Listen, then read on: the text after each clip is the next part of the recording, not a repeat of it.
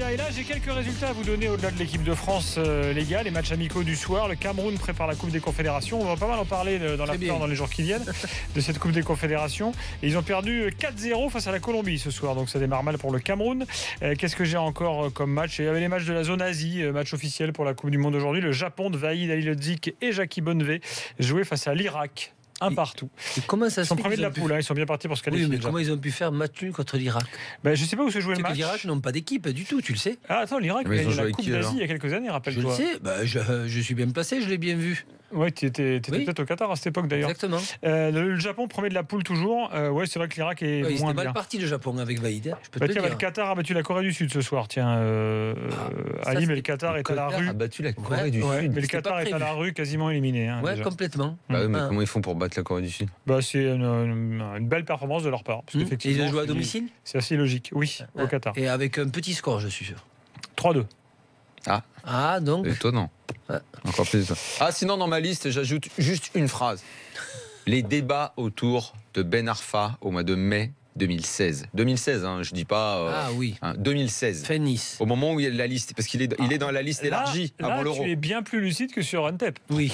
Mais c'est faux. Non, c'est faux ce que tu dis. À ce moment-là, oui, parce qu'on entend parler beaucoup de Ben Arfa. Sur Antep, mais comment tu peux avoir si peu de mémoire? Gilbert, en plus, t'étais pas en vacances. Pourquoi t'as relancé ça, Gilbert? On l'avait oublié. C'était fin 2015. On l'avait oublié. C'est quand 2015? C'était hier 2015. On a fait un sondage sur le compte Twitter de l'After. Qui a raison pour Antep, annoncé sur le toit du monde? Est-ce que c'est Jérôme Thomas ou est-ce que c'est Daniel Riolo? Allez voter. Mais qui, d'après toi? Les premiers résultats sont sans appel. Pour l'instant, les tendances sont sans appel. Pour l'instant, tu es devant, mais il n'y a pas un gros écart. Non. Il y a déjà plus de 100 votes là. Ah oui, quand on est à plus de 60%, il n'y a pas un gros écart. T'es en dessous de 60%, mon petit gars. T'es en dessous de 60%. Oui. S'il a fait voter tous ses amis rennais, de la famille là. Mais c'est simple, tapez novembre, décembre 2015. NTEP, vous allez voir les articles. Oui, mais sur 2 mois. Moi, je me souviens de l'article avec le Bayern, limite, Rummenigge dormait plus la nuit tellement il voulait NTEP. Ranieri. Juste Rummenigge. Ranieri, jingle mercato. Rummenigge, il dormait plus, il avait des insomnies.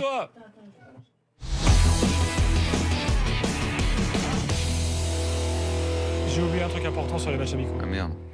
Le Brésil gagne en Australie 4-0 et surtout l'Argentine gagne à Singapour 6-0 et Sampaoli a joué en 2-3-5. J'ai bien dit en 2-3-5. Mais il joue contre une équipe de pipe. Voilà. Non, 2-3 Singapour. D'accord. Voilà. 2-3-5. C'est juste pour ça. 2-3-5 évidemment, comme dirait Roland, tout dépend de l'animation. En parlant de l'Australie, ça n'a pas fait une ligne en France alors que dans pas mal de pays ça a fait énormément parler. Mais j'y pense, peut-être à parler de l'Australie, mais de ce match Arabie Saoudite-Australie et de la minute de silence que les Saoudiens n'ont pas voulu respecter. Ça n'a rien fait en France. Ils sont excusés ensuite. Oui, c'est pas grave, c'est inexcusable, même après excuse. C'est inexcusable. En Arabie Saoudite? Non, en Australie. En Australie. Une minute de silence en mémoire aux attentats sans la moindre réserve ou excuse ou quoi que ce soit. En France, les joueurs saoudiens n'ont pas respecté la minute de silence en bougeant sur le terrain, en faisant un peu n'importe quoi. Derrière, la Fédération saoudienne s'est excusée en disant que les minutes de silence n'étaient pas culturellement quelque chose d'ancré en Arabie Saoudite. Puisqu'il y a plein d'exemples qui montrent qu'ils ont menti aussi là-dessus. Alors, c'est terrible. Mercato Ranieri. Donc hier, vous avez eu toutes les infos. Là, on vous avait expliqué dès hier que la Ligue allait évidemment revenir sur cet alinéa 4 du règlement 365, je sais pas quoi, là, des 65 ans. Donc, Ranieri est là. Il y a eu un petit tweet de la LFP, d'ailleurs, aujourd'hui, qui a autorisé sa signature. On va le voir sur BFM Sport. Et surtout, on apprend qu'aujourd'hui, le vilain petit canard qui aurait pu ou qui a un peu tenté de faire capoter l'affaire, c'est Raymond Domenech, qui, en tant que représentant de l'UNECATF, a dit moi, si ça tenait qu'à moi, j'aurais dit non, parce qu'il faut respecter les textes. Mais bon, c'est quand même une bonne nouvelle pour la Ligue, dit Domenech. Donc en fait, il se contrôlait dans la même phrase. Donc je sais pas, en fait, on sait pas trop ce qu'il voulait faire. La vraie anomalie, c'est que Raymond Domenech a encore un poste important. Donc il est patron de l'UNECATF, le syndicat des entraîneurs, avec Repellini. Pour en rajouter, moi, je suis pas d'accord pour l'arbitrage parce que en France, j'ai tellement vu d'arbitres être très moyens, très mauvais au début de la carrière, et quand ils étaient bons. Moi aussi, la limite d'âge des arbitres, parfois c'est aussi. Non mais Daniel, au moment où ils commençaient à être bons, ils se sont arrêtés. C'est tous. Vrai. Et là, à la rigueur, si je suis Keita, moi, je lui fais signer un contrat de 2 ans.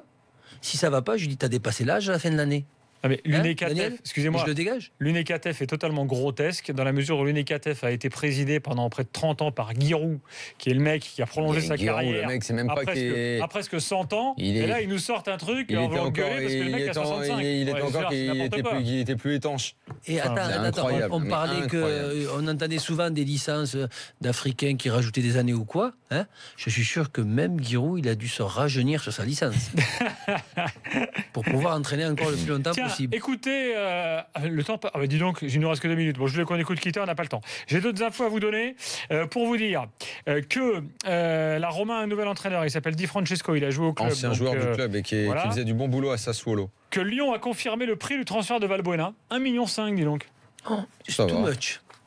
Too much pour Valbuena, tu trouves? Non. Bon, en tout cas, voilà l'info ils sont du contents soir. de se délester d'un gros salaire. 10, non, non, même pas. Sinon, je voulais également vous signaler les infos les plus importantes que j'ai en 1 minute là. Oui, et que Carlos Bacca est ciblé par l'OM. Donc le nom de l'attaquant du Milan AC Bacca, ressort. Il est où C'est l'attaquant du Milan. Mais... Bah voilà, l'OM en tout cas s'intéresse de près à Bacca. Je sais pas. Germain et Mandanda, vraisemblablement c'est fait. Il n'y a pas encore eu d'officialisation. Donc Germain, Mandanda, Bacca. Enfin, Bacca, on s'y intéresse. Attention, hein, voilà.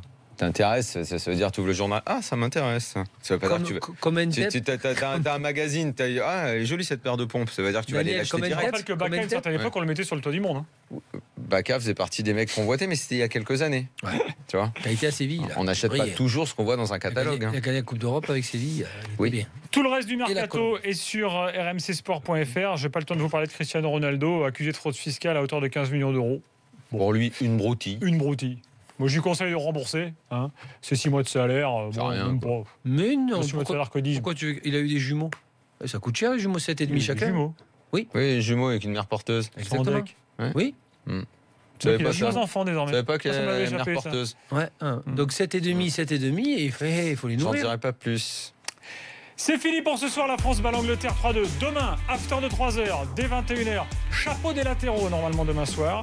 Et jeudi, on reparlera des mecs déjà, de ma liste avec des mecs qui étaient des vedettes il y a 1 an et machin truc et tout là. Demain, et qu'après 1 an ils sont plus Daniel rien. ne me coupe pas, jeudi soir 22h-23h, Didier Quillot, le patron de la Ligue, sera avec nous dans l'after, ici physiquement en studio. Ce sera très intéressant pour faire un bilan de la saison, tirer des projections vers l'avenir et tout. Et ce sera jeudi soir, donc ne ratez pas ça. Merci Ali.